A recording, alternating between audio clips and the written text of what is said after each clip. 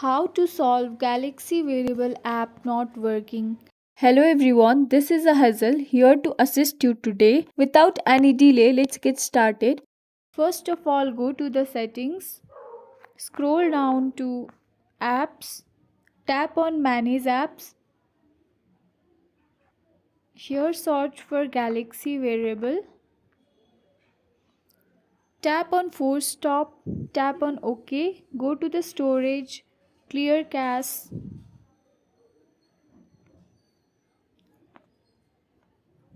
Clear all data.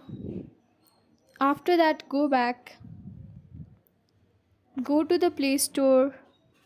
Search for Galaxy Wearable app and check for any updates available.